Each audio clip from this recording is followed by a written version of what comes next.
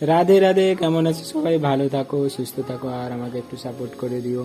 আজ তোমাদের সেকেন্ড ফ্লোরের রুমগুলো দেখাবো। কমপ্লিট হয়েছে, আর কিছু দিন বাকি আছে কমপ্লিট হতে।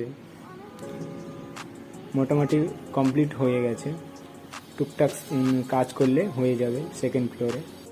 এখান থেকে সিঁড়ি থেকে নিচে উপরে যেতে পারবে।